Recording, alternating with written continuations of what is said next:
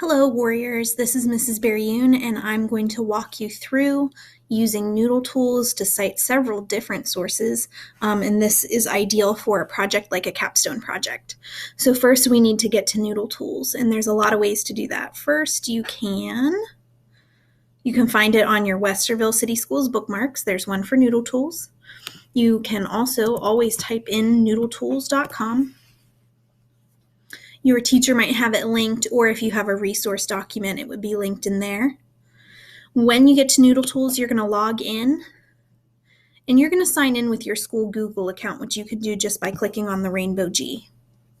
You might have to update your account with your graduation year and your current school.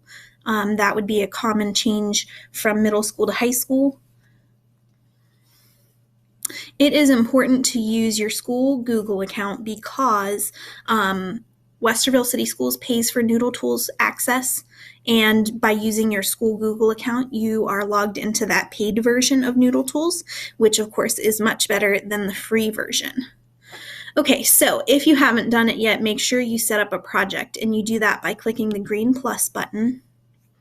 And you enter your project name. Make it something that it's easy to tell from different projects. So I wouldn't just want to put like English project. English project. I would maybe want to do my topic or the type of project. So I could do capstone project and maybe veterinarian. In high school, I think just about everybody's using MLA. It's nice to know for college if you ever have to change citation styles. There are other ones available, but for high school, we're all using MLA at Westerville North. And then citation level. So this capstone project example is going to be about citing a lot of different sources. And so a lot of those different types of sources you would find under the advanced version only. So it's actually important to choose advanced for your citation level. And then my capstone project's created, and I can click on that project title to get to my source page. You are going to add all of your sources on this same page. So each source is entered with this green plus new source button, which looks a lot like the new project button, but don't get confused and put all your sources under different projects. They all need to be under one project. So to add a new source, you click that button and then you choose the type of source it is. And there are a lot of different options. For this one, we're going to do, let's start with a website. And let's just say I did a Google search.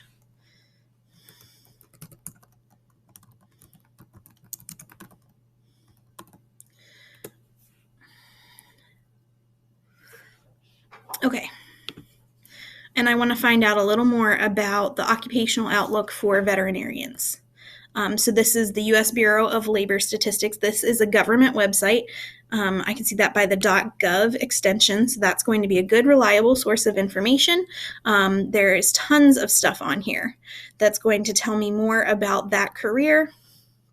And so let's just say I'm going to use this one as one of my sources. So that is just a regular web page. And the first thing they ask me for is the URL, and that is the website address. I can just copy and paste that in. Date of publication. So something like this, I don't think it's going to have a, ooh, this is nice. Okay, it has a last modified date. So April 18th, 2022 is the last modified date, and that would also be good for our date of publication. So April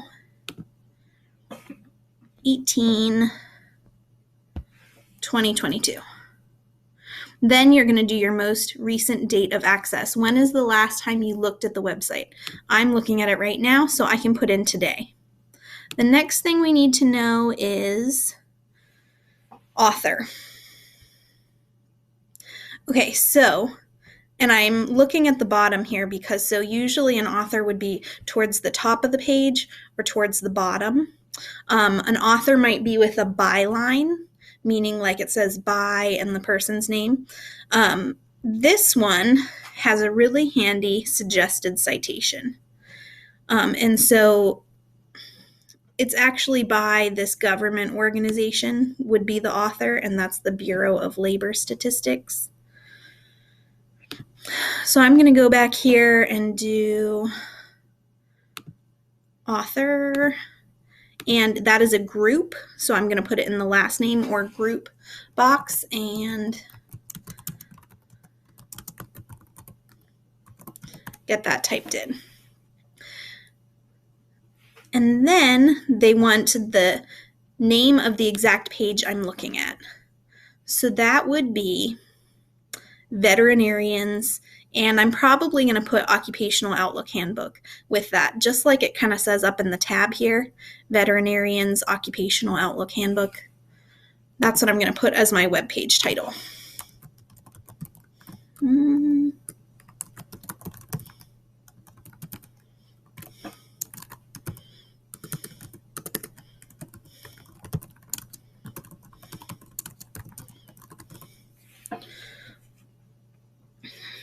Okay. There, we don't need to do an English translation title.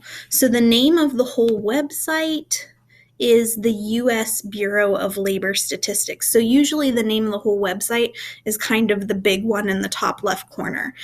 There's often a logo with it. That's how I can tell that's the name of the website. So U.S. Bureau of Labor Statistics. I am noting that it's U.S. So I'm going to punctuate and capitalize my best guess as to similar of labor statistics. Okay, and then they need to know the publisher of the website, and that would be this United States Department of Labor. So that is the government organization that maintains this website, and so that's kind of the easiest way to figure that out. You can also see it's listed here in this citation, U.S. Department of Labor. So that is who I'm going to put for the publisher.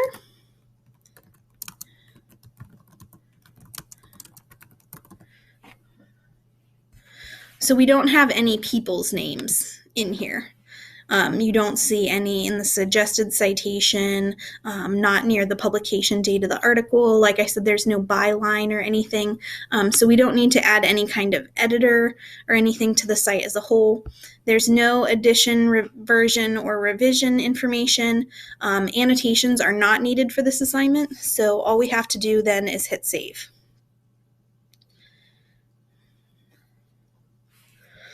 Okay, so then the next source that we might try to cite, we're going to click New Source, and we're going to have to look around for some of these. So let's try doing a interview. So I clicked on the Viewed, Heard Live. So I'm assuming this interview was one that you conducted with a guest or mentor or friend. So you can go under Viewed, Heard Live because you were actually there for the interview, and then you're going to choose this pink interview button. Okay, so the first thing they want to know is what was the interview format. So you could have sent questions over email. An instant messenger, I would call that any kind of chat. So if you did like an Instagram chat or even text messages, that could be an instant messenger interview. If you sent a letter, a personal interview, which means you actually sat down with the person and did the talk. Telephone, of course, would be a phone call, and video conference would be any kind of Zoom, Skype, Google Meet, any of those web online chat video ones would be a video conference. So we're just going to say that this was an in-person interview. You're going to check that I conducted this interview if you did it yourself. And then there's going to be an interviewee and an interviewer. The interviewee is the person you spoke to. So let's just pretend that I interviewed, Mrs. Gaffney. So she is the person I interviewed, and I was the interviewer.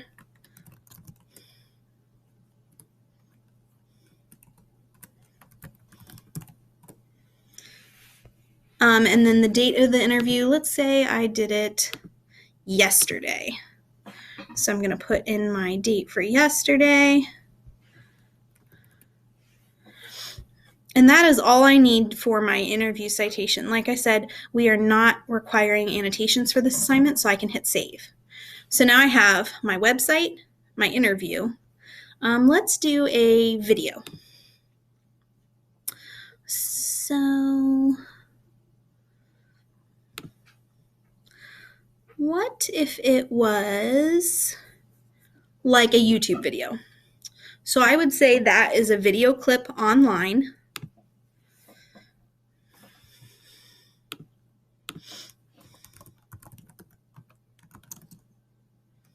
So I'm going to search YouTube.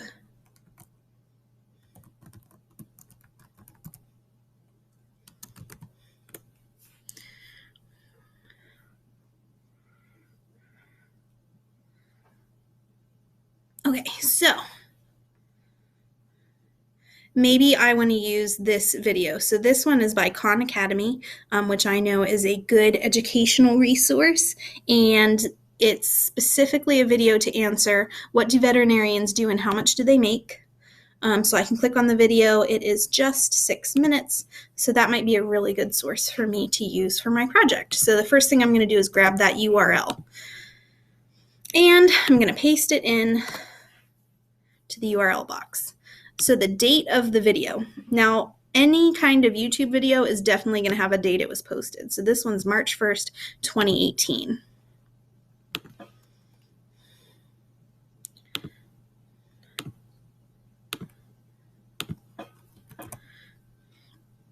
I am looking at the video right now, and the title of the video clip is Veterinarian, and they have kind of this dividing line.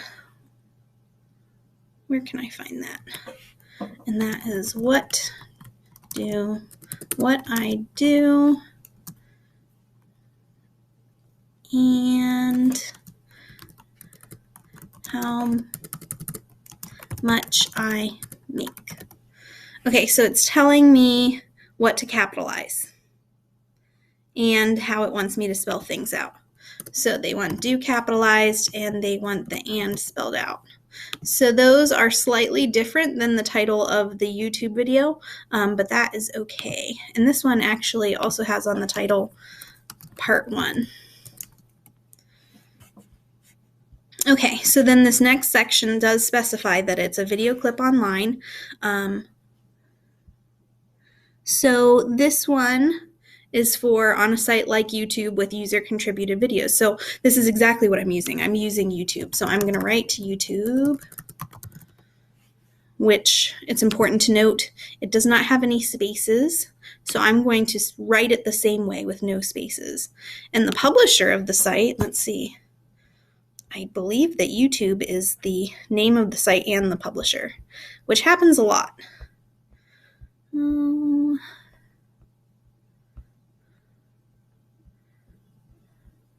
Okay, it looks like if I keep scrolling, all I'm getting is comments. So let's just put YouTube. A lot of websites, especially big ones like YouTube, the name of the website and the publisher are the same. And then, once again, we're not going to have any kind of editors or, posted by.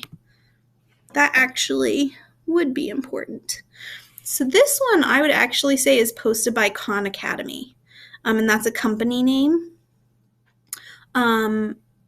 If it's made by a specific person, you could put the person's name, but I'm going to do, so once again, that would be a group, Khan Academy. Okay,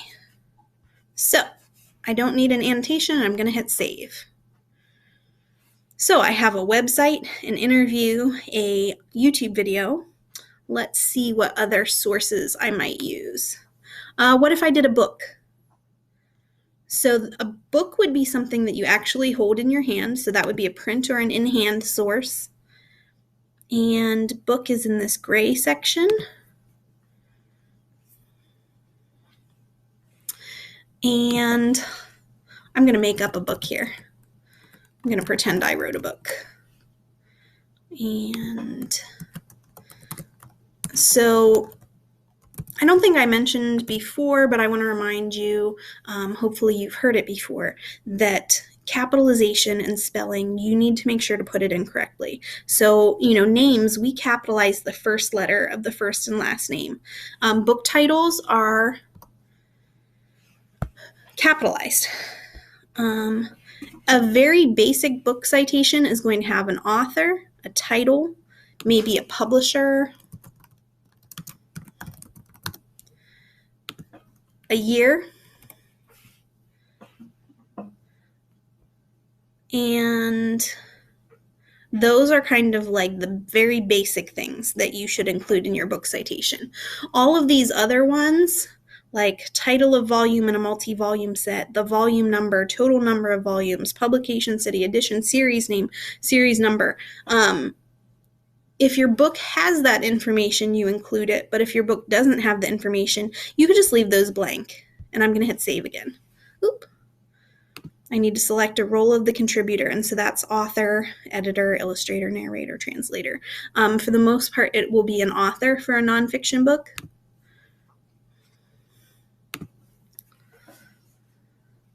Okay, so I have 4 out of my 5 citations. I need to do one more, and this one is going to be a podcast. So I think that is under new source, and we're going to go to website, and then, so there's audio podcast and video podcast. I'm going to use an audio podcast. So the name of the container website would be Where Did I Listen to the Podcast? And I think this is where I would put, I listened to it on Spotify. And then you're going to include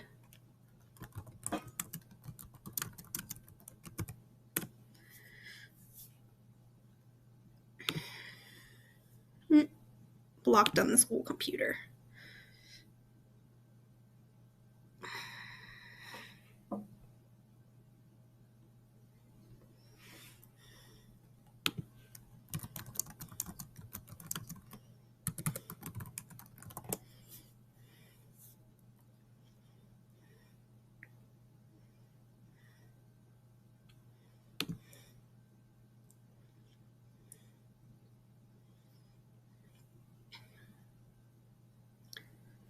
Okay. So if you use a podcast as a source,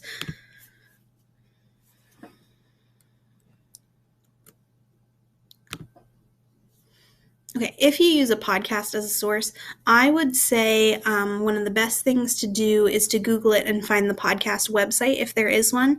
There's also podcasts that are hosted on Apple Music or on Spotify are going to have podcast web pages. This Apple Podcast one isn't blocked at school, so I can grab the information from here. And so once again, I'm going to choose the name of the container website. So this one is Apple Podcasts.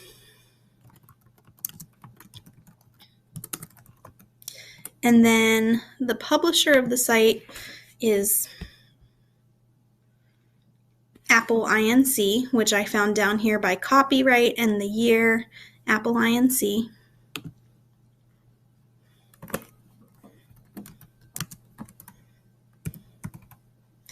Okay, and this one says leave out INC, so I can just put Apple. The URL, we already copied. We're going to paste that in. I looked at it today. Okay, and so then maybe for podcast episode, maybe I'm going to do episode 12, horse rescue.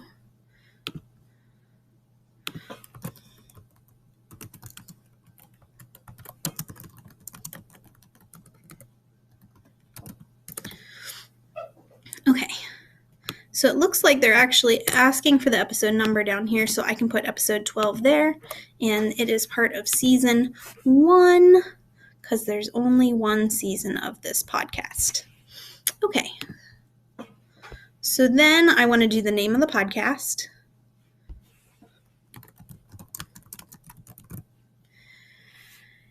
Citing a transcript would be if you were looking at the text of what was said during the podcast. So that is when you would click that button.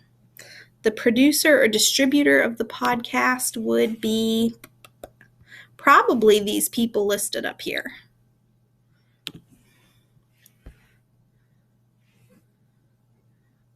Actually, they would be hosts. So, we're going to put in our 2 hosts.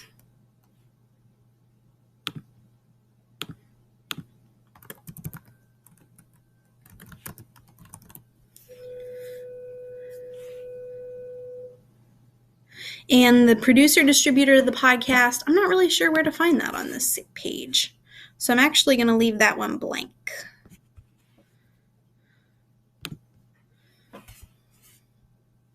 The publication date was July 12th, 2021.